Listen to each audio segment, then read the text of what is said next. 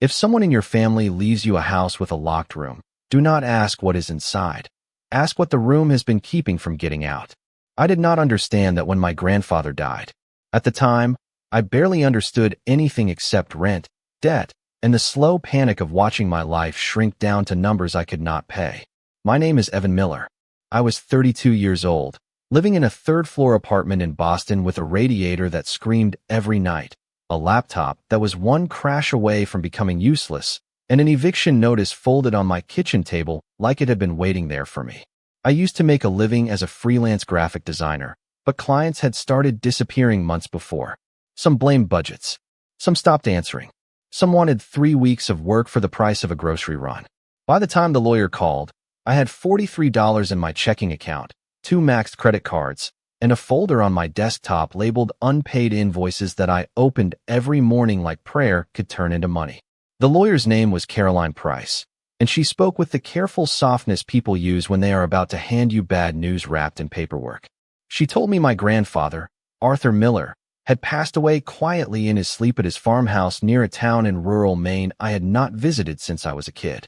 Then she told me he had left the property to me. I did not say anything for several seconds. Not because I was grieving the way a better grandson would have, but because the word property sounded unreal. My father had cut contact with Arthur when I was 11. He never explained much, only said that old house was not a place for children and that his father cared more about dead wood and locked doors than his own family. After that, Arthur became a Christmas card with shaky handwriting, then a name my mother avoided, then nothing at all. I remembered him in fragments: flannel shirts, big hands, the smell of pipe tobacco, a pickup truck with rust on the wheel wells, and a white farmhouse sitting under gray Maine skies. I also remembered a hallway I was not allowed to enter, and a red door at the end of it with a brass lock that seemed too new for the rest of the house. Caroline emailed me the documents that afternoon. The farmhouse was old, but fully paid off. 23 acres, a barn, a well, timberland behind the property, and enough value that selling it could have erased every mistake I had made in the last year. For the first time in months, I could breathe without feeling my ribs tighten. Then Caroline said my grandfather had left one condition. There was an envelope in the inheritance folder, sealed in wax, and his instructions were clear. I was not to open it until I was physically inside the farmhouse. I almost laughed because it sounded like the kind of family drama people invented for movies. A secret letter, a dead grandfather, a house in Maine. But when I picked up the folder from her office the next morning, I saw Arthur's handwriting across the front of the envelope, thin and slanted but still familiar. If the red room is still locked when you arrive, thank God. I read that sentence in the lawyer's parking lot while traffic moved past on Beacon Street and normal people carried coffee and umbrellas through the rain. I told myself Arthur had been old, maybe confused, maybe lonely in that farmhouse for too many years. I told myself locked rooms were normal in old houses, and strange notes were normal for families that did not talk. Then I put the envelope in my duffel bag beside a flashlight, a phone charger, 2 changes of clothes, and the eviction notice I had not been brave enough to throw away. I drove north the next morning because I needed the house to be real. I needed it to be sellable. I needed my grandfather's last gift to be a way out, not another family secret waiting behind a locked red door. The drive from Boston to rural Maine took just under 4 hours, but the last 20 miles made the whole trip feel longer. The highways gave way to 2-lane roads, then to narrow county lanes bordered by wet fields, dark spruce trees, and mailboxes leaning at odd angles beside gravel driveways. It was early October, the kind of Maine afternoon where the sky looks low enough to touch the roof of your car, and the air carries that cold Atlantic dampness even miles inland. I kept the folder of inheritance documents on the passenger seat, under my phone. Like paperwork could keep the whole thing ordinary. House, land, deed, taxes, sale value. Those were real words. Manageable words. The red room was not.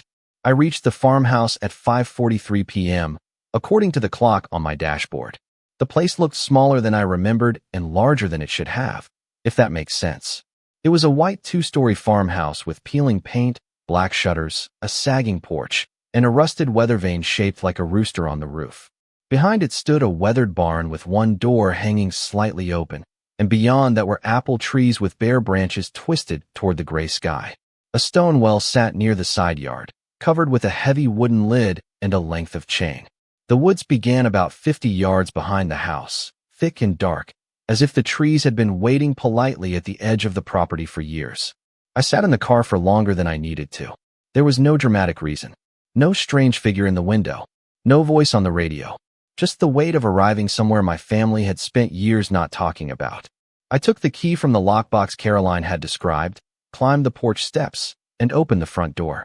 The house smelled like dust, old paper, cold wood, and something faintly mineral, like a basement after rain. Inside, the entryway opened into a narrow hall. To the left was a sitting room with sheet-covered furniture. To the right, a dining room with a long table and a built-in cabinet. Straight ahead, the hallway ran toward the back of the house, where the kitchen waited in dim yellow light from the windows. And at the far end of the left wall, exactly where my memory said it would be, was the red door. It did not belong with the rest of the farmhouse. Every other door was white or natural wood, old and scuffed, with simple round knobs. The red door was darker, smoother, almost freshly painted, with a brass lock below the knob and a second lock higher up, both polished as if someone had touched them recently. I stopped in the hallway with my duffel bag still on my shoulder, and for a second I was 11 years old again, hearing my father's hand close around my arm and his voice say, "Not that one." I looked away first. That bothered me later, how quickly I looked away, like some part of me already knew the rules before I opened Arthur's envelope. I carried my bag into the kitchen and set the inheritance folder on the table. The kitchen was cleaner than the rest of the house. The counters had been wiped. The sink was dry. A single ceramic bowl sat in the center of the table beside an unopened canister of salt. That was when my unease sharpened into something more specific. I opened Arthur's envelope. Inside was a handwritten letter and one folded sheet. The letter began, "Evan, if you are reading this inside the house, then the red room is still locked, and I did my job long enough to give you a choice. I am sorry I never explained. Your father was right to keep you away, but wrong to let you inherit without knowing why. This house does not belong to us the way land belongs to a family. We belong to it in shifts." I stopped reading there because my hands had started to sweat. I told myself it was guilt. Family history. Old man poetry. Then I unfolded the second sheet and found 6 rules written in Arthur's careful block letters. Rule 1. At 6 o'clock in the evening, count every door in the house. There must be 7. Rule 2. If you count 8, do not look for the extra door. Rule 3. If you hear scratching in the walls, knock twice on the nearest doorframe. Rule 4. Never answer if my voice calls from the red room. Rule 5. Leave a bowl of salt outside the red room before midnight. Rule 6. If the red room is open at sunrise, call Sheriff Hollis and say, "The house forgot one." I stared at the page long enough for the words to stop feeling like words. 6 rules. Not instructions for plumbing, or electricity, or the old furnace. Rules for doors, walls, voices, salt, sunrise, and a sheriff I had never met. I should have walked out then. I know that. But walking out meant going back to Boston with $43, no apartment, and nothing but a locked family secret I had been too scared to face. So I did what tired, desperate people do when fear still looks less immediate than death. I told myself my grandfather had been old. I told myself the rules were grief, dementia, ritual, maybe some rural superstition he had built around being alone too long. I told myself that counting doors was harmless.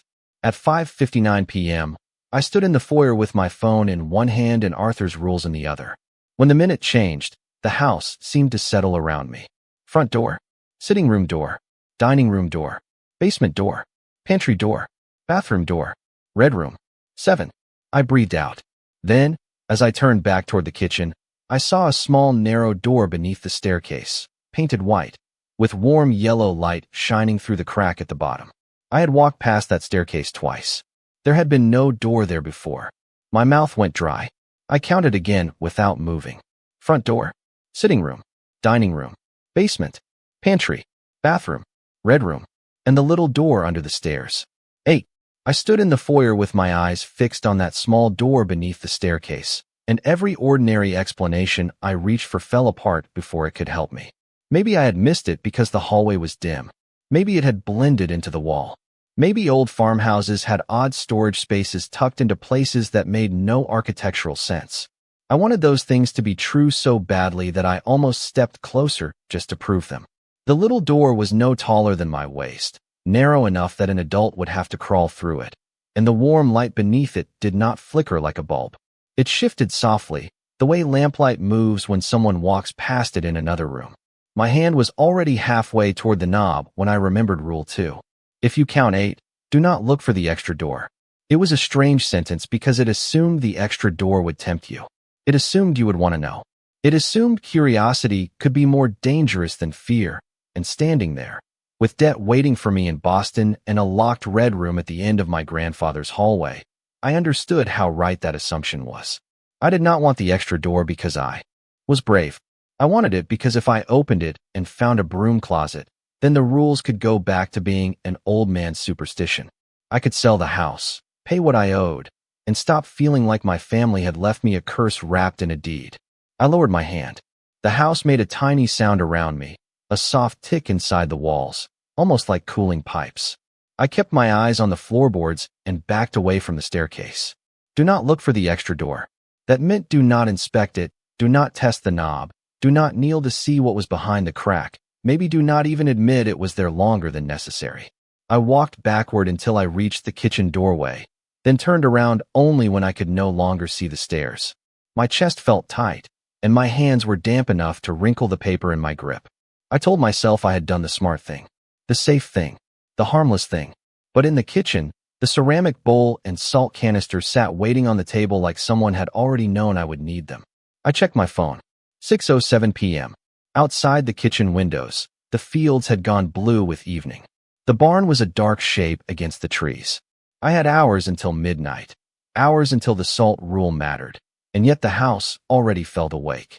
I decided to walk through the door count again without looking for the little door. That seemed reasonable, like checking your math without giving in to fear. Front door, sitting room, dining room, basement, pantry, bathroom, red room. 7. I kept my eyes away from the staircase, but from the corner of my vision, I saw a plain white wall where the little door had been.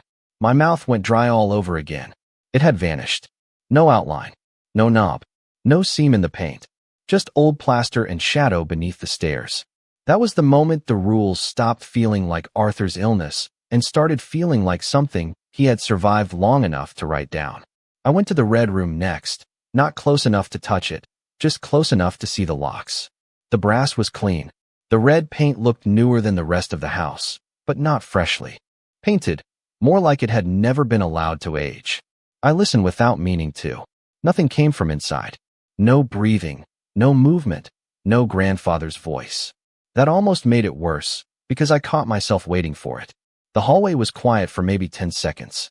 Then the scratching started inside the wall beside my right shoulder. It was soft at first, so soft I thought it might be mice. Old farmhouse, cold weather, gaps in the walls. Of all the things to be afraid of, mice seemed wonderfully normal. But then the sound traveled upward in a straight line, from knee height to eye level, too deliberate, too slow. Scratch. Pause. Scratch.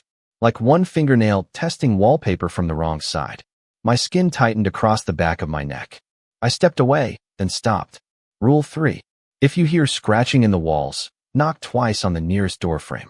The nearest doorframe was the red room. I did not want to touch anything near that door, but the scratching grew sharper, moving with me as if the wall knew where I stood. My heart beat so hard I could feel it in my throat. I raised my hand, made a fist, and knocked twice on the red room's frame. The sound of my knuckles on wood seemed impossibly loud. The scratching stopped in the middle of a scrape. Not faded, not scurried away. Stopped. I backed down the hallway, breathing through my nose because my mouth had gone too dry to use. In the kitchen, the old landline on the wall rang once. I had not noticed a landline before. It was beige, stained with age, mounted beside the pantry door with a coiled cord hanging below it. It rang a second time. I stared at it, waiting for a rule to tell me what to do, but none of Arthur's 6 rules mentioned a phone unless the red room was open at sunrise. On the third ring, it stopped. A minute later, my cell phone buzzed with 1 bar of service. Unknown number. I did not answer. The voicemail appeared almost instantly. I played it because silence felt worse than sound. A man's voice said, "This is Sheriff Daniel Hollis." If you are Arthur Miller's grandson and you are in that house after 6, do not open any door you did not count the first time. Then, he paused, and when he spoke again, his voice was lower. Did the house count 8, or did you? The voicemail ended, but Sheriff Hollis's question stayed in the kitchen like another person had been left standing there with me. Did the house count 8, or did you? I played it 3 more times, each time hoping the words would sound less impossible, more like a local officer checking on an old property with a known trespassing problem or a family history of medical episodes. They did not. By the 4th time, the battery on my phone had dropped to 16%, and the house had gone so quiet that even the refrigerator seemed to be pretending it was not running. I thought about calling the sheriff back, but one bar of service had already vanished, and something about that landline on the wall made me unwilling to use any phone inside the house. Instead, I set Arthur's rules on the kitchen table, poured salt into the ceramic bowl with hands that still would not stop shaking, and tried to focus on what I could control. Salt before midnight. No extra doors. Knock twice if the wall's scratched. Do not answer Arthur from the red room. Simple. Specific. Survivable. If I did not let panic turn me into an idiot. For about an hour, nothing happened. I ate half a granola bar from my bag because my stomach hurt from fear and hunger, then carried the bowl of salt into the hallway and set it on the floor outside the red room, even though it was only a little after 7. I figured early could not hurt. That was another thing I was wrong about, but I did not know it yet. The salt looked almost bright in the dim hallway, a little white mound in a brown ceramic bowl, ordinary enough to make the whole ritual feel embarrassing. I stood over it, listening to the walls. No scratching, no voices, no extra door under the stairs. The red room stayed locked and silent. That silence gave my anger room to grow. Fear is easier when something is actively frightening you. When the house went still, all I could think about was how much of my life was being decided by people who were not there anymore. My grandfather leaving notes instead of answers. My father cutting me off from a family history I now had to survive. A dead man's rules standing between me and the only asset that might keep me from sleeping in my car. The more I thought about it, the more ridiculous it felt that I was tiptoeing around my own inherited property like a guest in someone else's nightmare. I did not plan to break a rule. That is important. I was not trying to be brave, and I was not trying to prove the red room was harmless. I just wanted one piece of evidence that belonged to me. A photograph for the lawyer. A measurement for a listing. Some proof that the locked room was a closet, pantry, storage space. Anything real enough to explain to a buyer. I told myself I would not unlock it. Rule 4 said never answer if Arthur's voice called from the red room. It did not say never touch the door. The first rule in Arthur's older note said, thank God if it was still locked, not never look at it. The 6th rule said nothing about putting your hand on the wood. That is how the room got me, I think. Not by forcing me to disobey, but by giving me a gap small enough to call reasonable. At 8:12 p.m., I stood in front of the red room with my flashlight in one hand and my phone in the other. The brass locks looked clean enough to show a blurred version of my face. I told myself not to look at the reflection too long. Then a voice came from behind the door, and every thought in my head stopped. Evan, it said. It was Arthur's voice, or what my memory believed Arthur's voice had been. Old, rough, tired, softened by regret. Evan, I am sorry I left you alone. My chest tightened so hard it hurt. I had spent most of my adult life pretending I did not care about that side of the family. I told myself Arthur was just a strange old man my father had been right to avoid. I told myself I did not need an apology from someone who sent Christmas cards and never asked why they stopped being answered. But hearing that voice behind the red door split something open in me. I did not speak. Some part of me still remembered Rule 4. Never answer if. My voice calls from the red room. I kept my teeth shut. I kept my breath trapped in my throat. But I raised my hand and placed it flat against the red wood. It was warm, not room temperature. Warm like another hand had been pressed against the other side. The voice whispered, I wanted to come get you. My eyes burned before I could stop them. I did not say anything, but my fingers curled against the door, and that was enough. The lock clicked once. Not open, not fully, just a small internal shift, like the house had accepted a signature. I yanked my hand back. The warmth vanished from the wood. Under the door, something pale slid into the hallway. A folded piece of paper, pushed slowly through the narrow gap at the bottom. I should have left it there. I should have gone to the kitchen, called the sheriff from outside, slept in the car, anything else. Instead, I picked it up. The handwriting on it was Arthur's. The words were not. I forgive you too. The hallway seemed to tilt around me. That was when I understood my mistake. I had not answered with my voice. I had answered with guilt. The scratching started again inside the wall beside the red room. Faster than before, almost excited. I stumbled backward and knocked twice on the nearest doorframe. The scratching stopped, but this time it stopped only after one extra scrape, as if something in the wall had hesitated before obeying. From the kitchen, the landline rang once. From behind the red door, Arthur's voice whispered my name again, softer now, closer to the bottom of the door. I backed away until I hit the opposite wall, clutching the paper so tightly it crumpled in my hand. The red room had learned something about me. Not my name. It already had that. Not my voice. I had kept that. It had learned what I wanted to hear. The paper stayed in my pocket until morning, but I could feel it there the whole night, folded against my thigh like a second pulse. I did not sleep. I sat at the kitchen table with Arthur's rules in front of me, the bowl of salt placed outside the red room, and every light in the house on because nobody had left me a rule about darkness. Around 2 a.m., the scratching returned once in the wall beside the pantry. I knocked twice on the nearest doorframe, and it stopped after a single scrape. Around 3:30 a.m., the landline rang again, 3 times this time, then went quiet. Once, from the red room, Arthur's voice said my name in a tone so gentle it made me press both hands over my ears. I did not answer. I did not touch the door again. I just waited for sunrise the way a person waits outside an operating room, hoping whatever is happening behind the closed door will stay behind it. When daylight finally came, the red room was still locked. The salt in the bowl had hardened into a gray crust, like it had absorbed moisture from the air, or something worse. I should have packed, driven back to Boston, and told Caroline Price to sell the property as is. Instead, I got in my car and drove into town because Sheriff Daniel Hollis had known my grandfather's name, the house, and the number of doors before I said any of it out loud. The nearest town was called Wexler's Point, though it was not really on the coast, just close enough for the air to smell faintly of salt on wet mornings. Main Street had a diner, a hardware store, a grocery with hand-painted signs, and a brick sheriff's office with 2 cruisers parked outside. It looked ordinary in the way small towns look ordinary when they're trying not to tell you where the old stories are buried. Hollis was behind the front desk when I walked in.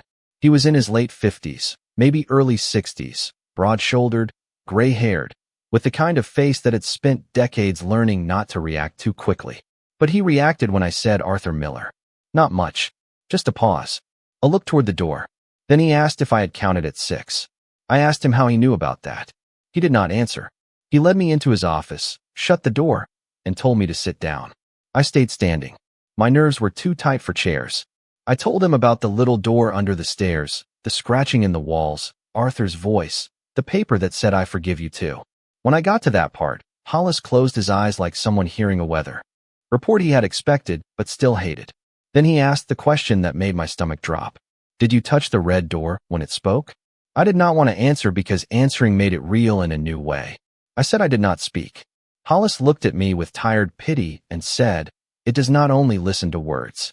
For a while, he said nothing else. Then he opened the bottom drawer of his desk and took out an old county map, yellowed at the folds. He spread it between us.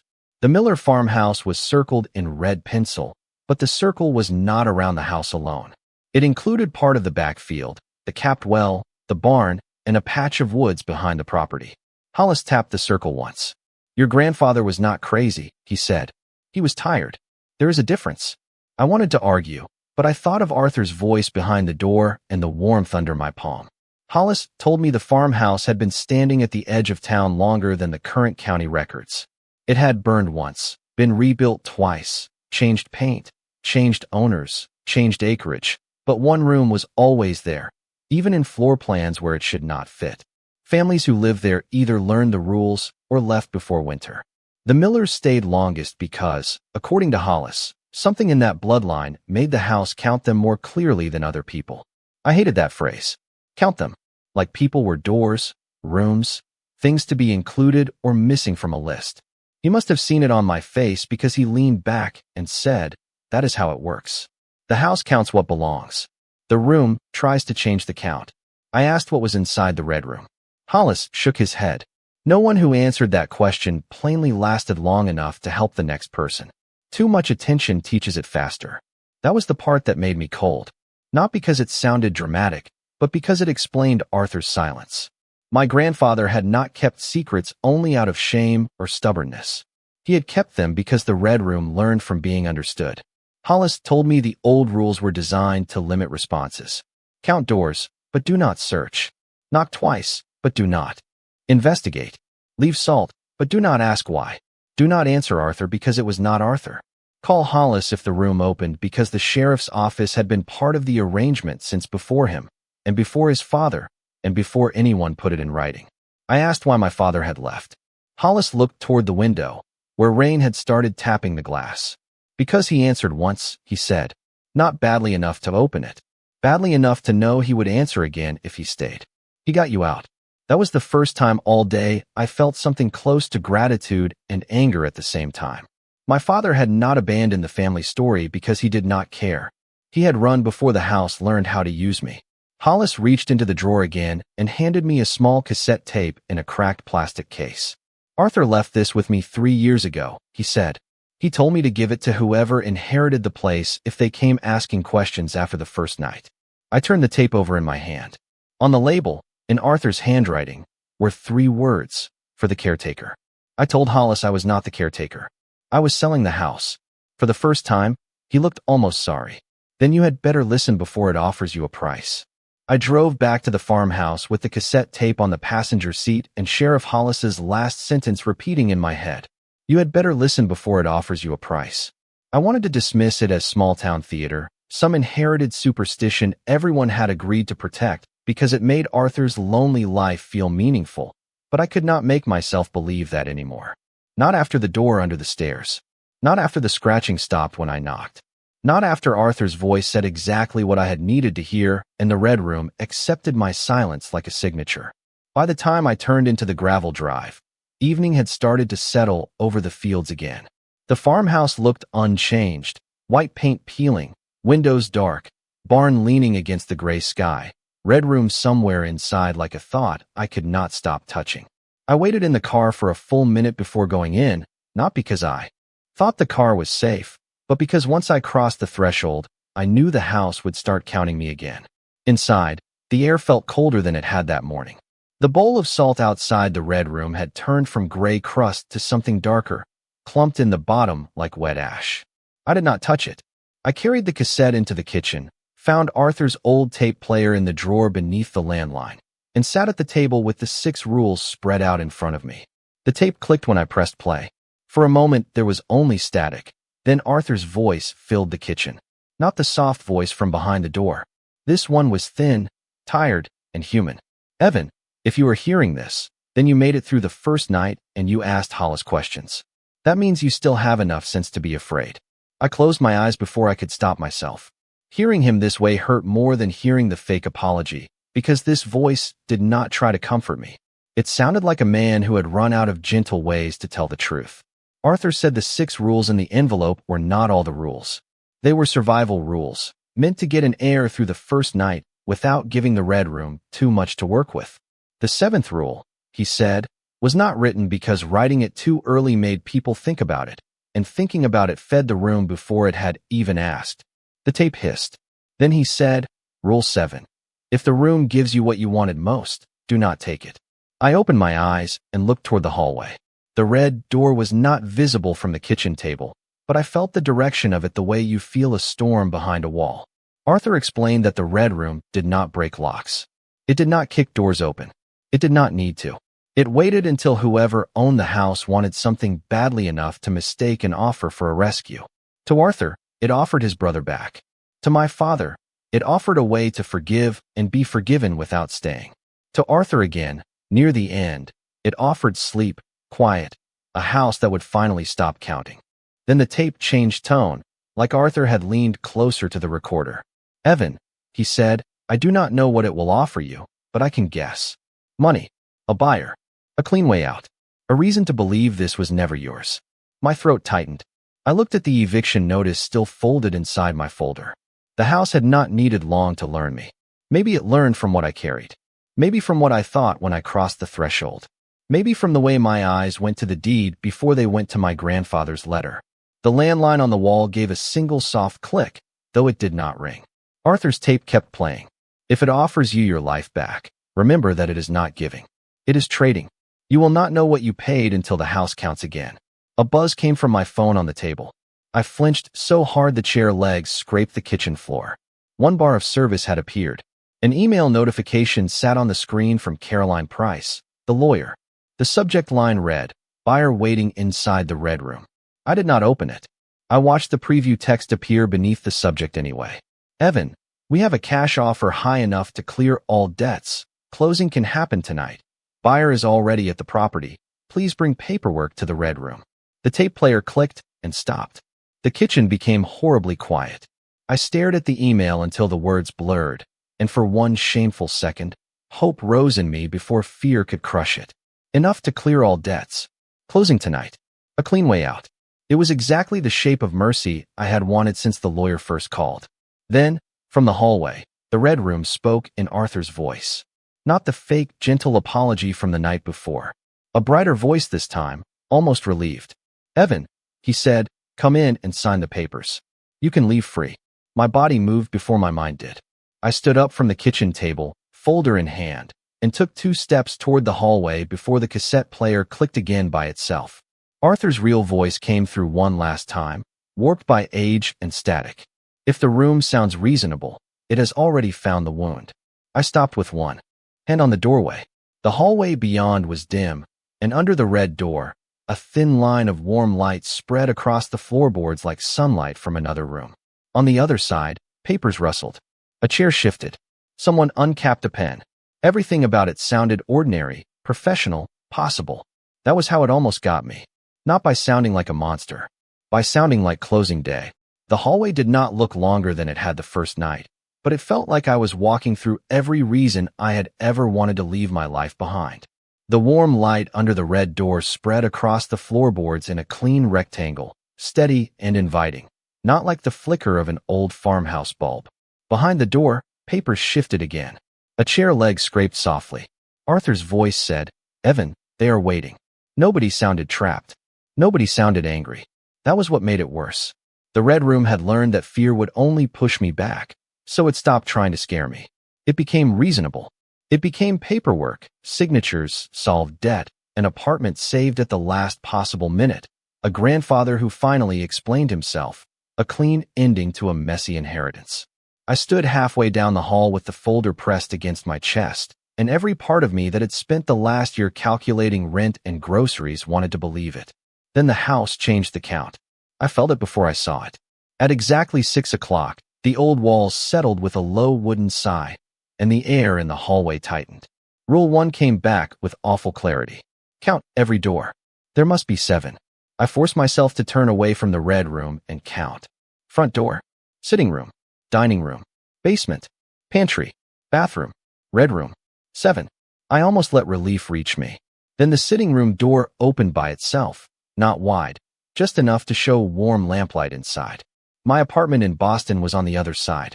Not the real one with its cracked radiator and unpaid bills stacked by the sink, but the version I had tried to pretend it was when I first moved in. Clean desk, new laptop, framed prints on the wall, a bank app open on the screen showing numbers that would have saved me. I gripped the folder harder and looked away. The dining room door creaked open next. Beyond it was my father sitting at the old farmhouse table, younger than he should have been, his hair still brown, his hands folded like he had been waiting to apologize. He did not speak. He did not have to. The offer was in the silence. The basement door opened after that, and I saw Caroline Price, the lawyer, standing at the bottom of the stairs with a neat stack of closing documents and a fountain pen. The pantry showed a kitchen filled with groceries, cabinets stocked, bills paid, the ordinary comfort of never checking prices twice. The bathroom door reflected me in the mirror, but not the me standing in the hall. It showed me rested, clean-shaven, smiling like someone whose life had not been reduced to emergency choices. Each door showed one version of freedom.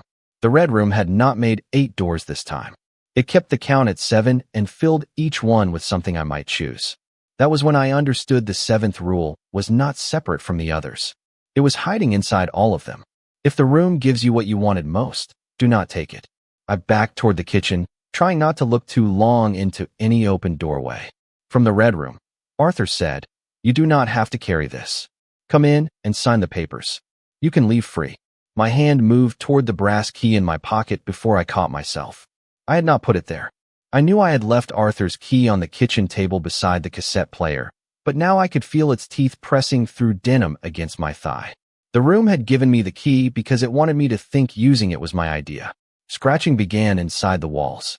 Not one place this time. Everywhere. Along the stairwell, behind the dining room, under the kitchen cabinets, above the hallway ceiling. The whole house sounded full of small patient movements. I stumbled to the nearest doorframe and knocked twice. The scratching stopped near me, then continued farther down the hall. I knocked twice on the next frame. It stopped there too, but the sound moved again, always one room ahead, herding me toward the red door.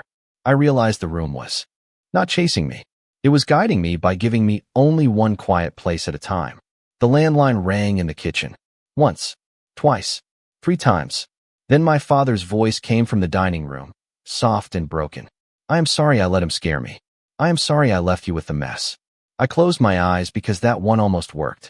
My father was still alive, somewhere in New Hampshire, still not answering calls unless I tried 3 times. Hearing his voice in that house felt worse than hearing Arthur's, because part of me believed there was still time for the real man to say those words. I did not answer. I knocked twice on the dining room frame with shaking knuckles and kept moving. The red room voice changed again, becoming Caroline Price, calm and efficient. "Evan, the buyer cannot wait past midnight. If you want the offer, you need to open the door." Then it became my own voice, tired and practical. "You are not built for this. Sell the house. Sign the papers. Leave Maine." The bowl of salt outside the red room began to soften. I watched the white mound sink into itself, turning wet and dark at the edges, as if something beneath the floor was breathing through it. The locks on the red door clicked, one after the other, but the door did not open. It waited for me. That was the worst part. It still needed me to choose. I backed into the kitchen and grabbed the cassette player, hoping Arthur's real voice would cut through the offers again. But the tape had unwound itself across the table in a long black ribbon. The landline rang once more. This time, I answered without thinking, desperate for any human sound that had not come from the room. Sheriff Hollis's voice snapped through the receiver. "Evan, listen carefully. Do not trust any open door tonight, even if the count is right. It has learned what you think freedom looks like." I tried to speak, but only air came out. From the hallway, Arthur's voice whispered, "He cannot help you if you are already home." The line went dead. At the same moment, the red room opened a single inch. Warm light spilled across the salt bowl, and from inside came the sound of a pen tapping patiently against a stack of papers. The red room stayed open only 1 inch, but the whole house reacted as if that inch had changed the weather. The kitchen light dimmed. The refrigerator stopped humming. The scratching inside the walls fell into a rhythm that moved from room to room, not random anymore, but organized, like something passing a message through the bones of the farmhouse. I stood with the dead phone in my hand, staring down the hallway at the thin line of warm light spilling across the darkening salt. The bowl had been white an hour earlier. Now it looked wet and gray, collapsing inward as if the salt was being used up faster than I could understand. I remembered Rule 5 and hated myself for thinking that putting the bowl out early had made me safe. The rule had never said the salt would stop the room. It only said to leave it there before midnight. Maybe the salt was not a barrier. Maybe it was a warning gauge, and mine was almost spent. I looked at the clock on the stove. 11:41 p.m., 19 minutes before midnight. The front of the house gave a low groan. Not a sound from outside. A sound from the frame itself, from beams and plaster and old nails shifting in the dark. Then the hallway changed.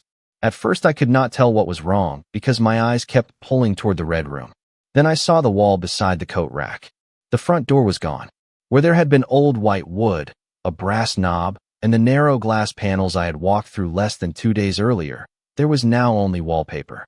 Faded floral wallpaper, smooth and unbroken, stretching from floor to ceiling as if the house had never had a front entrance at all.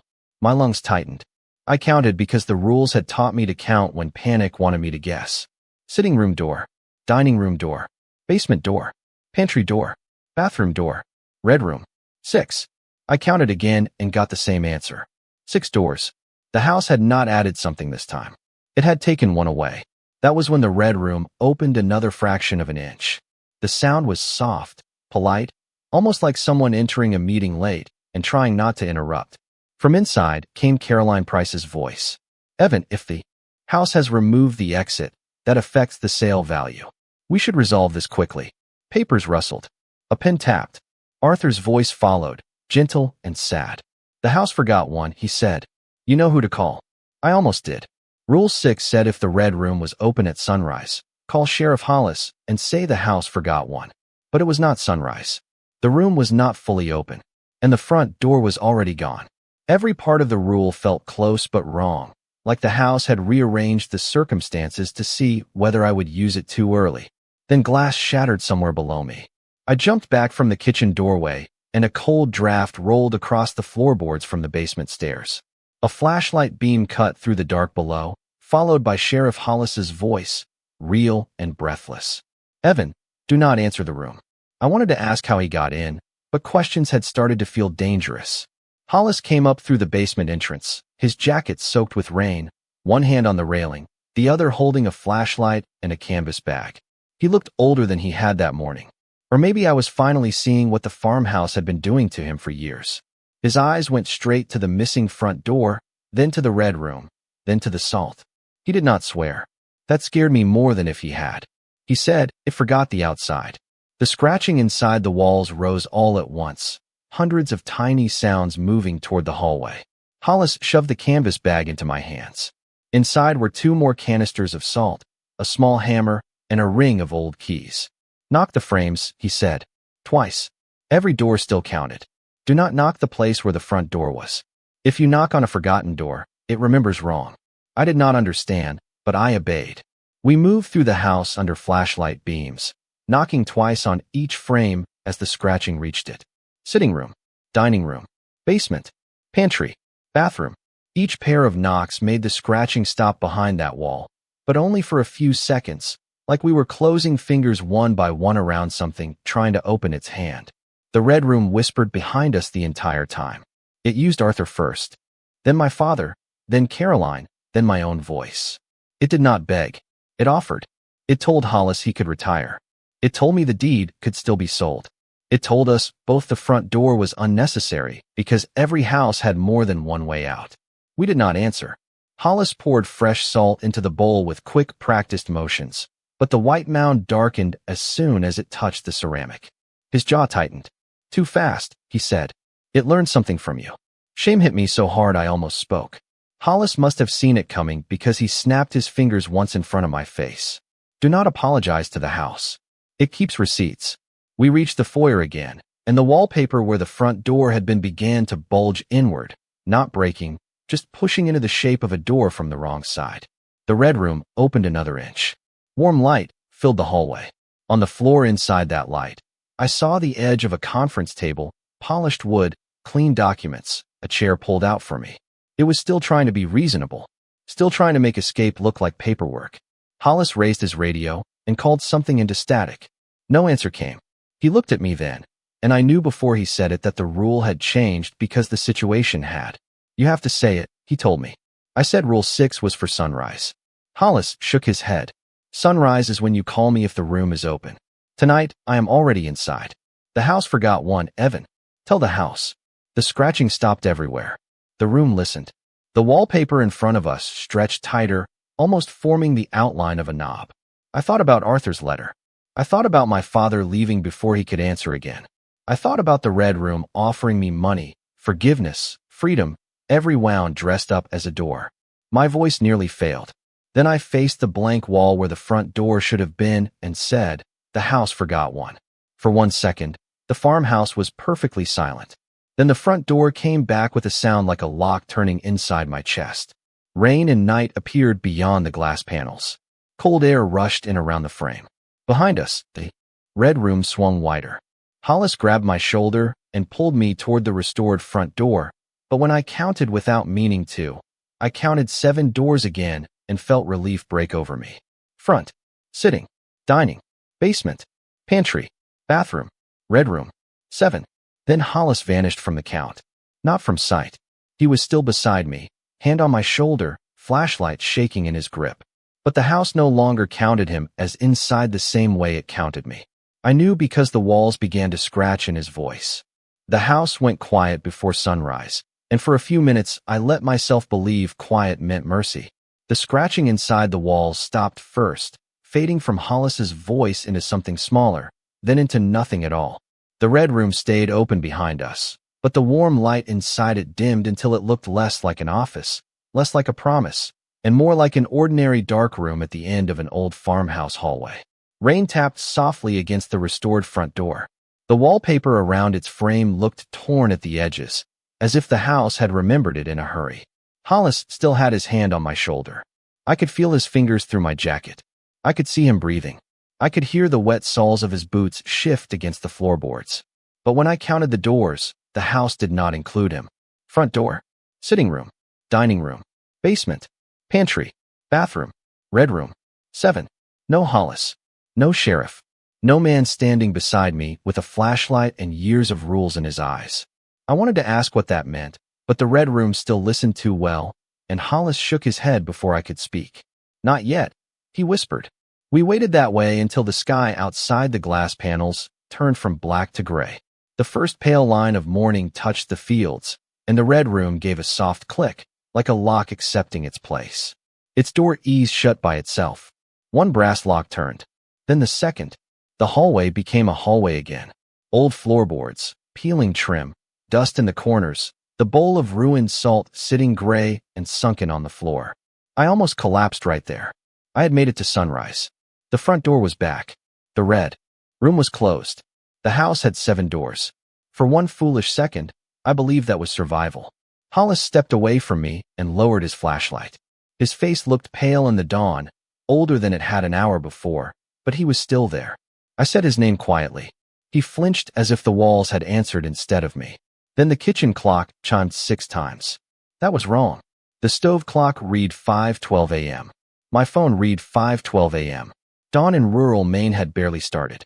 But the old clock over the kitchen doorway struck 6 with slow, careful notes, and when the last chime faded, Arthur's rule sheet slid off the kitchen table and landed face up on the floor. I walked to it because I already knew something had changed. The 6 rules were still there in Arthur's block letters, but a 7th line had appeared beneath them, written in darker ink. Rule 7. If the house counts 7 at sunrise, check who it stopped counting. My throat closed. I turned toward Hollis. He was standing in the foyer, not in front of the red room, not near the missing door, but beside the wall where the scratching had spoken in his voice. He looked at the new rule, then at me, and I saw that he was not surprised, only tired. The final rule was never about escaping the house. It was about knowing what the house had used to repair itself. When I said the house forgot one, the front door came back because the farmhouse had to remember an outside. But memory in that place needed a handle, something to count as a door between inside and out. Hollis had crossed the basement threshold to help me, and the house took him as the thing that remembered the outside. Not dead, not gone. Something worse for a man who had spent his life keeping others from answering. He was still standing there, but the house had made him part of its count in a different way. He raised his hand and knocked twice on the wall beside him. The answer came from inside the plaster, 2 soft knocks back. Hollis closed his eyes. Now it knows my rhythm, he said. I wanted to tell him we could leave. I wanted to drag him out through the front door while it was still there, and drive until the farmhouse was only a shape in the rearview mirror. But when Hollis stepped toward the porch, the red room lock clicked once behind us. Not open, just a warning. The kitchen clock chimed again, one single note, though no hour had passed. Hollis stopped moving. His face changed, not with fear exactly, but recognition. He had been around that house too long not to understand what a bargain sounded like when it wore rules instead of words. He looked at me and said, Arthur kept this from you because he hoped you would sell before it knew your price. Your grandfather was wrong about many things, but not about the room. It does not want blood. It wants exits. People are easier to remember than doors. The deed folder on the kitchen table opened by itself. Papers shifted in the dawn draft. I saw my name on the first page, but the word owner had been crossed out in a thin black line. Beside it, in fresh ink, someone had written caretaker. Under that, another line appeared slowly, letter by letter. Daniel Hollis, exterior witness, retained. I grabbed the paper and tried to tear it, but it would not tear. Hollis did not stop me. He just watched until I gave up. Then he handed me the key ring from his pocket. Arthur's brass key was on it now, though I had left it in the kitchen the night before. You lock the red room before the sun clears the barn, he said. If you do not, the house will find another door. My hands would not close around the keys at first. I was shaking too hard. I asked him what would happen to him. He looked toward the wall. From inside it came the faintest scrape, followed by 2 careful knocks, exactly like the rhythm he had taught me. Hollis said, I will be useful. That was all. No dramatic goodbye. No speech about duty. Just a tired sheriff standing in an old farmhouse at dawn, becoming another rule because I had needed help and the house had accepted him as payment. I locked the red room before the sun cleared the barn roof. The hallway smelled like salt, wet wood, and old dust. As the key turned, something behind the door whispered in Arthur's voice, then my father's, then Caroline Price's, then Hollis's. I did not answer. Rule 4 saved me one last time, but it also showed me what it truly meant. Never answer if Arthur's voice calls from the red room was never only about Arthur. It meant never answer any voice the room has learned, because every answer teaches it how to sound more like the world outside. When the lock clicked, the deed changed again.